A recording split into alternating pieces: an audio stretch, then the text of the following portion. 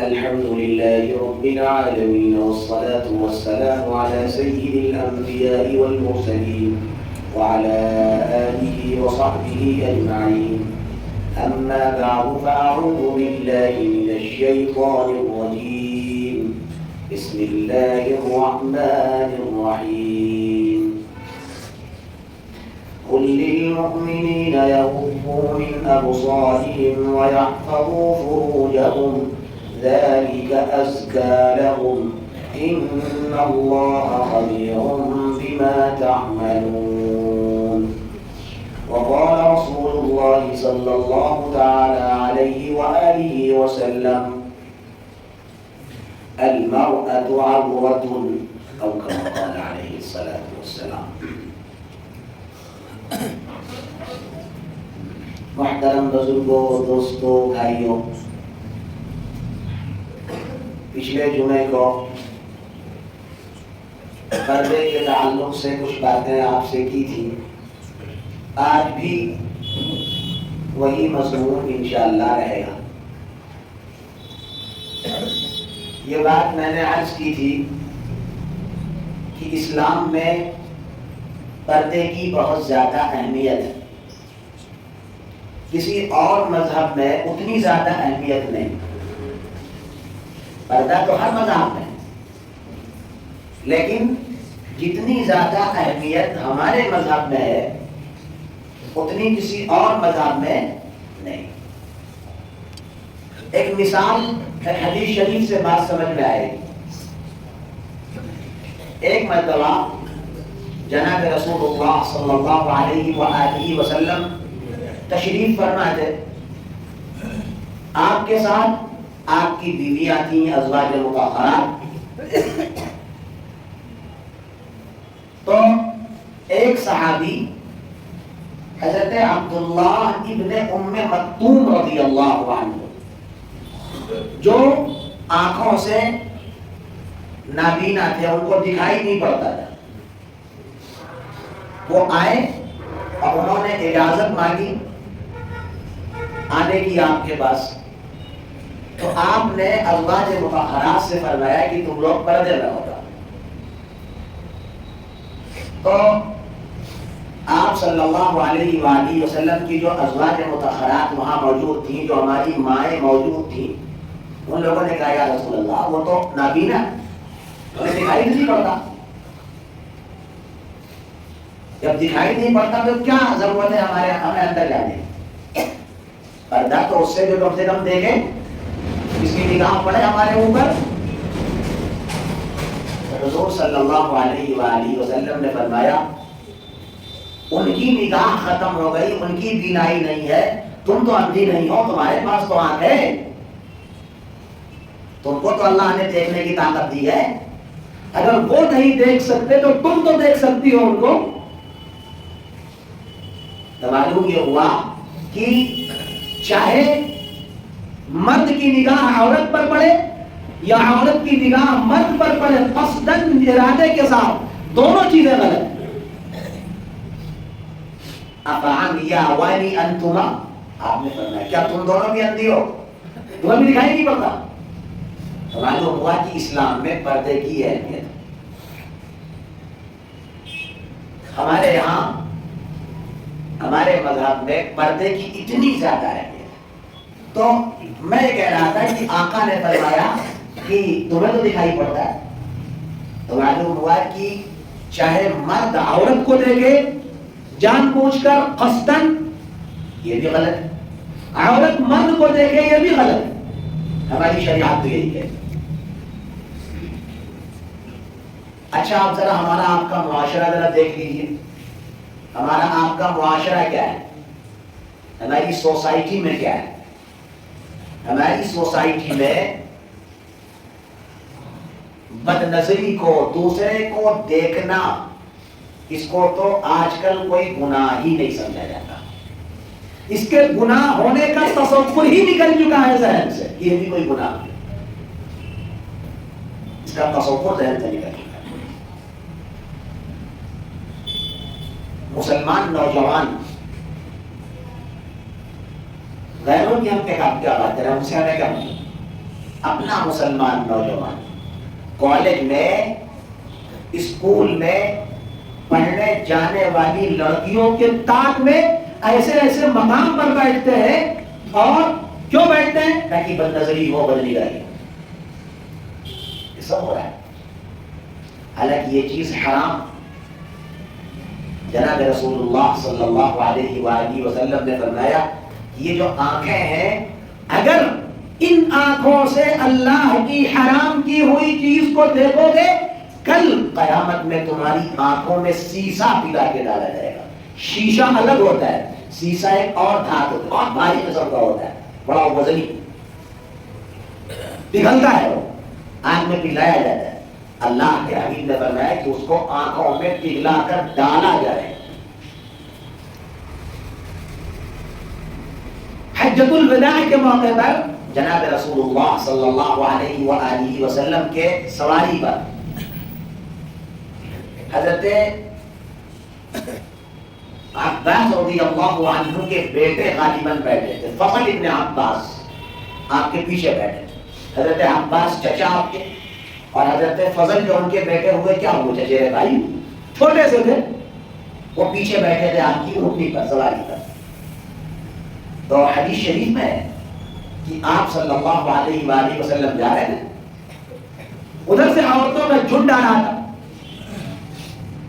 حضرت فضل ابن عباس لوٹے تھے، انہوں نے دیکھنا شروع کر دیا. آقا نے ان کے نگاہ کو موڑ دیا. صرف یہی نہیں کہ منع کیا، نگاہ کو، چہرے کو موڑ دیا. اسلام میں یہ پردے کی اہمیت ہے. قرآن کہہ رہا ہے قُلْ لِلْمُؤْمِنِينَ يَغُضُّوا مِنْ أَبْصَارِهِمْ وَيَحْفَظُوا فُرُوجَهُمْ ذَلِكَ أَزْكَى لَهُمْ إِنَّ اللَّهَ خَبِيرٌ بِمَا تَعْمَلُونَ. آپ کہہ دیجئے ایمان والے مردوں سے بھی، ایمان والی عورتوں سے بھی، یغضوا من ابصارہم، اپنی نگاہوں کو نیچی رکھیں. اور تفسیروں میں آتا ہے کہ جب یہ آیت نازل ہوئی، صحابہ تو اتنی نگاہ نیچی کر کے چلتے تھے کہ لگ رہا ہے گر پڑے، کچھ آگے دیکھتے ہی سامنے دیکھتے ہی، ایسی نگاہ کی حفاظت کرتے. ہماری نگاہ کتنی آوارہ ہو چکی ہے آج. ہماری نگاہیں آوارہ بن چکی، جہاں چاہتے ہیں جو چاہتے ہیں. یہ وہ چیز ہے کہ جب نگاہ انسان کی بہکتی تو اس کا براہ راست اثر دل اور قلب پر پڑتا ہے.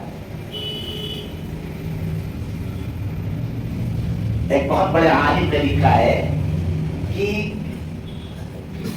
سنیما دیکھنا، فلم دیکھنا کبھی کبھی زنا سے بھی زیادہ بڑا گناہ ہو جاتا ہے. سوال یہ پیدا ہوا کہ زنا تو بہت بڑا گناہ، ایسا کیوں؟ تو بتایا کہ دیکھیے جو آدمی آج سے 20 سال پہلے سنیما گھر میں ایک فلم دیکھ کے آیا ہے، آج بھی اس کے ذہن اور دماغ میں وہ سین ہے. آج بھی ذہن اور دماغ میں یہ ہو رہا ہے. اس سے معلوم ہوا ہے کتنی خطرناک چیز ہے یہ بد نگاہی. اپنی نگاہ کی حفاظت کریے. نگاہ آوارہ نہیں ہونی چاہیے. ہم تو کسی قانون کے پابند ہیں، کسی قانون، کسی شریعت کے ماتحت ہم لوگ ہیں. ہم آزاد تھوڑی نہ ہیں جانوروں کی طرح. ہمارے اوپر کچھ ریسٹرکشن ہے، کچھ پابندیاں ہیں. اللہ اور رسول کی شریعت کی پابندی ہمارے اوپر. اسی لیے حدیث شریف میں فرمایا حفت الجنت بالمکارہ، جنت کو طبیعت پر ناگوار گزرنے والی چیزوں سے ڈھانپ دیا گیا ہے. کیا مطلب؟ جو چیزیں طبیعت کو کہاں گزرتی ہیں، بھاری لگتی ہیں، جنت اسی کے بعد. جنت اور جہنم. وحفت النار بالشہوات، جتنی مزے کی چیزیں ہیں وہ آدمی کرتا رہے، کوئی پابندی نہیں. جہنم کا راستہ آسان. تو نگاہ کی حفاظت کی بہت ضرورت. ایک بات آپ کو اور بتاؤں گا. آج یہ ہوتا ہے نا کہ نمازوں میں جی نہیں لگتا، ہوتا ہے نمازوں میں دل نہیں لگتا. جو اول تو بہت سے لوگ 8 والے ہیں جمعہ والے, بہت سے لوگ جو 5 وقتہ نمازی ہیں ان کا بھی جی نہیں لگتا. وہ بھی آتے ہیں تو وہ سپر فاسٹ بہت تیز نماز پڑھتے, بہت تیز. 2 رکعت قاعدے سے نماز نہیں ہوتی کہ معلوم ہوا ان کی 6 رکعت ہو گئی. ایسی نماز ہے. کیوں ایسا ہے آپ بتائیے؟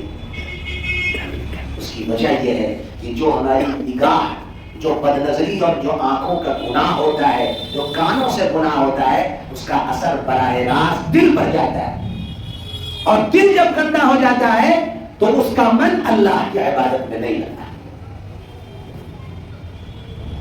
صحابہ کرام کا دل بڑا پاکیزہ ہے, اس لیے عبادت میں بڑا مزہ آتا ہے. حدیثوں میں یہ چیز موجود ہے کہ صحابہ اور ہمارے آقا جناب رسول اللہ صلی اللہ علیہ وآلہ وسلم و صحابہ بڑی لمبی لمبی نمازیں پڑھتے تھے. معلوم ہوا ایک 12 رکعت میں پڑھتے تھے, ایک 12.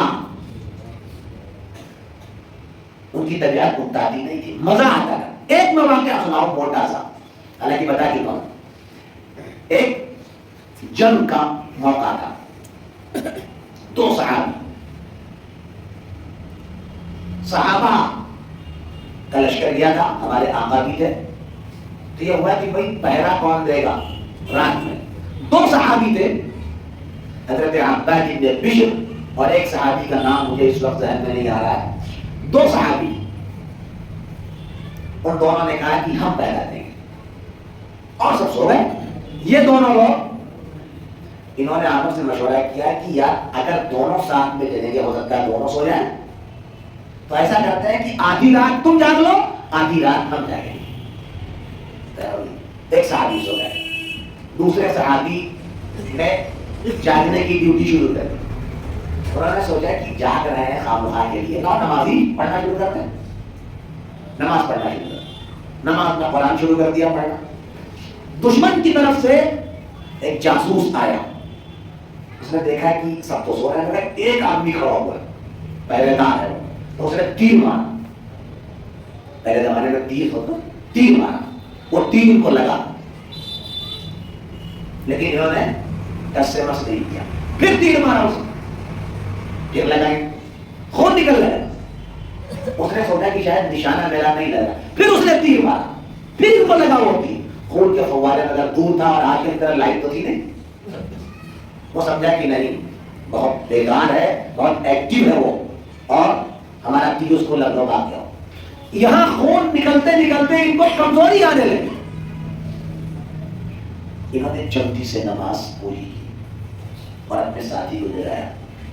کیا ہوا؟ تو بتایا ہم کو پہلے جگا لیا ہوتا, ہم کو شروع میں جگا لیا ہوتا. کیا جواب دیا معلوم ہے؟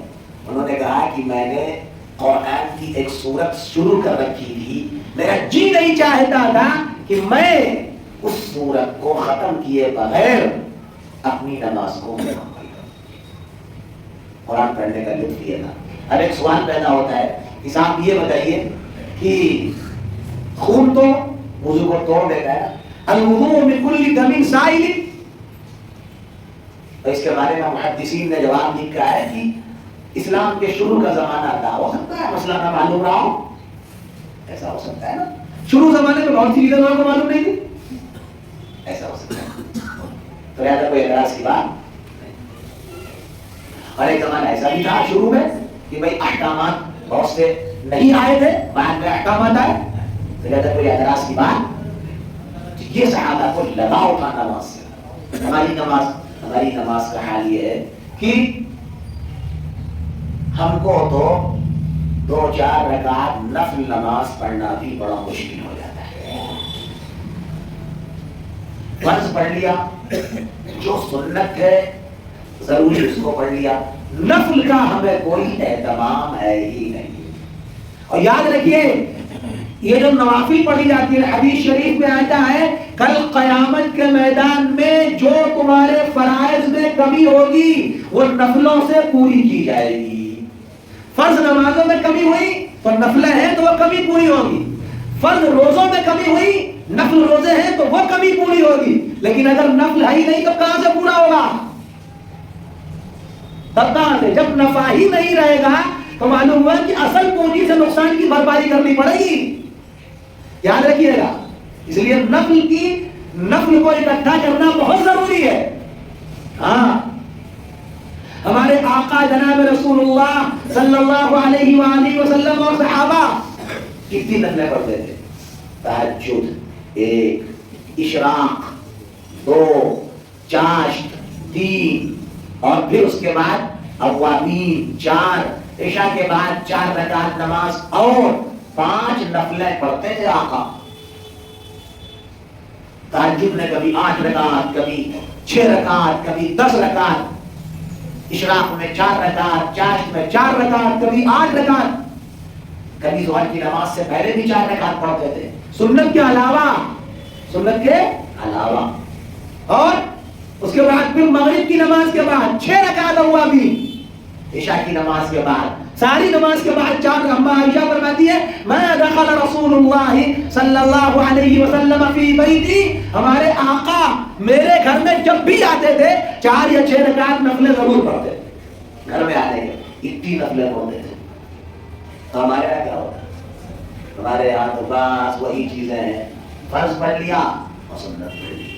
تو اگر کمی ہوئی تو پھر کیسے پورا کریں گے؟ ہے کچھ اپنے پاس؟ کچھ بھی تو نہیں اپنے پاس نا، کیا پورا کریں؟ اسی طرح نفل روزوں کی بات بھی ہے. روزے بھی نفلی آدمی کو اسٹاک رکھنا چاہیے. وہ روزے بھی جب رہیں گے تو فرائض رمضان کے فرائض مہینہ بھر کا روزہ، اس میں تو کمی آئی ہے. تو کمی کیسے پوری ہوگی؟ نفلوں سے پوری ہوگی. تو بہرحال میں یہ عرض کر رہا تھا کہ دیکھیے اپنی نگاہوں کی حفاظت بہت ضروری ہے، بہت ضروری. یہ قرآن کہتا ہے، آقا فرماتے ہیں. آج کے زمانے میں ہماری نگاہیں بالکل آوارہ بن چکی ہیں. اب سوال یہ پیدا ہوتا ہے کہ ہماری نگاہوں کی حفاظت کیسے ہو؟ آج ہماری نسلیں اس بد نگاہی اور بد نظری کی وجہ سے مرتد ہوتی جا رہے ہیں. ابھی پرسوں مجھ سے ایک صاحب نے آ کے بتایا، میں تو حیران رہ گیا، جہاں بیٹھا تھا وہیں بیٹھا رہ گیا، کہ 3 لڑکیاں آپ کے چاند پورے میں مرتد ہو گئی ہندوؤں کے بات آ گئے. کہاں سے؟ چاند پورا محلہ بتایا نا. 3 لڑکیاں بھاگ گئی. کس کے ساتھ؟ غیر مسلموں کے ساتھ. یہ بد نگاہی، بد نظری، اور جو آج کل یہ بے حیائی کے جو آلے ہیں، اڈے ہیں، فحاشی کے جو آلہ اور اوزار ہے، کیا انٹرنیٹ کا پورا ساز و سامان وہ آج کل بے حیائی کا اڈا بن چکا ہے، فحاشی کا اڈا بن چکا ہے. اور دنیا کی ساری باطل طاقتیں یہ جانتی ہیں کہ مسلمانوں کو اگر ہم کو بہکانا ہے تو سب سے پہلے ان کو بدنگاہی، بد نظری اور ان کے کان کے گناہ میں مبتلا کرنا پڑے گا. یہ موبائل ہے. اچھا آپ بتائیے، یہ مسجد کے اندر کس کی ہمت ایسی ہے؟ کون سا ایسا مسلمان کتنا ہی کمزور ایمان والا کیوں نہ ہو، اگر اس سے آپ کہیں کہ ذرا مسجد میں گانا بجانا تو بجائے گا؟ کتنا گرا ایمان والا کیوں نہ ہو، چاہے وہ ایک نماز نہ پڑھتا ہو سال بھر میں، لیکن اگر اس سے آپ کہیں کہ ذرا مسجد میں گانا بجاؤ، ارے مسجد میں گانا. لیکن کیا ترکیب اپنائی؟ موبائل نکال دیا. اور موبائل میں کیا بتایا؟ رنگ ٹون یہ والی، فلاں گانے والی، فلاں میوزک والی رنگ ٹون لگ گئی. اب آدمی نہیں جانتا، نہیں چاہتا. ہوتا کیا ہے؟ ہوتا یہ ہے کہ بیچارہ نماز پڑھ رہا ہے، موبائل بند کرنا بھول گیا، مسجد ہی میں گانا بجنے لگا، نماز ہی میں گانا بجنے لگا. ہو رہا ہے کہ نہیں ہو رہا ہے؟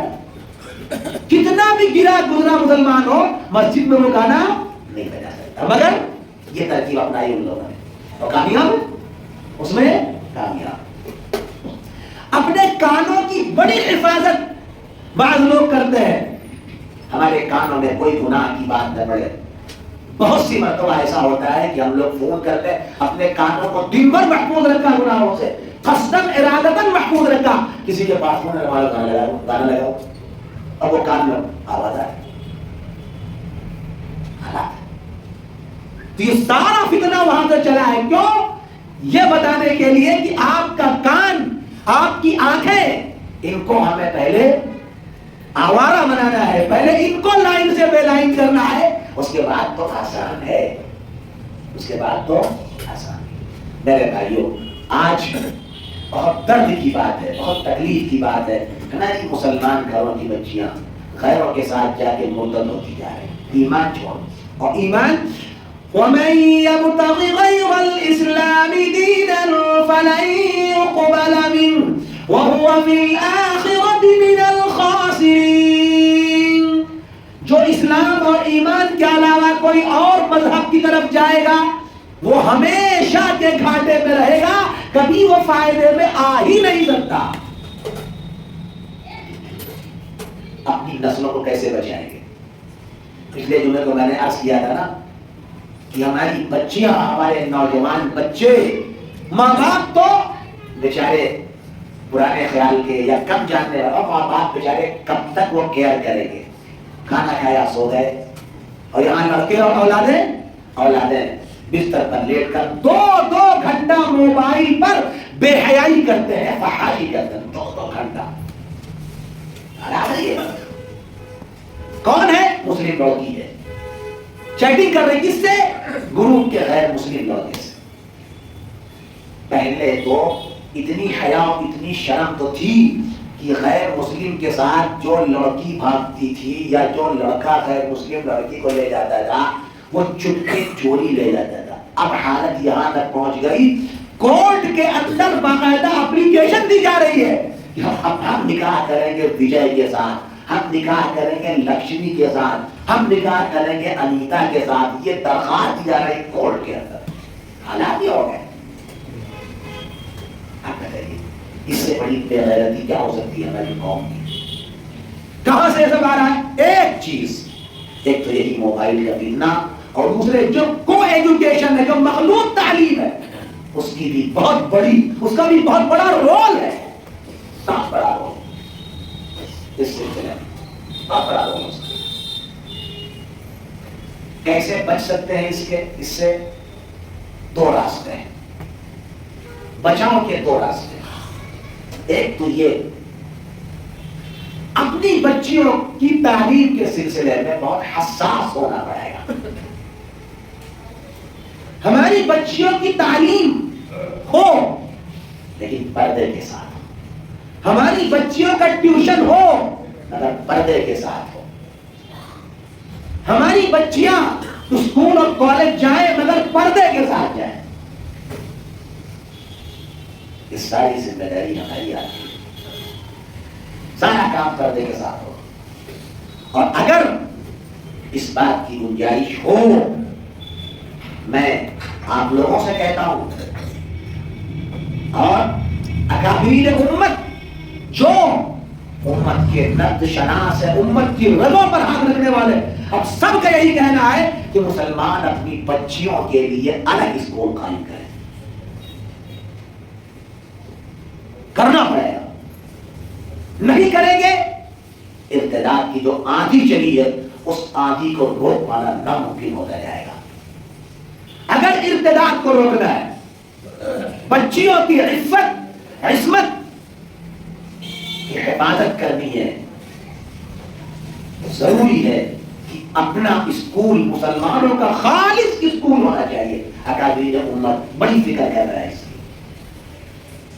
جمعیت علماء ہند کے صدر محترم استاد محترم حضرت مولانا سید ارشد مدنی ادام اللہ ذلہ، انہوں نے بھی کہ ہر ضلع میں انشاءاللہ جمعیت کوشش کرے گی یہاں وہ مقامی لوگوں سے مل کر کہ مسلمانوں کا اچھا ادارہ لڑکیوں کا قائم ہو جائے.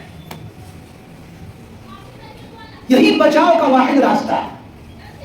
ورنہ یہ بات تو طے ہے.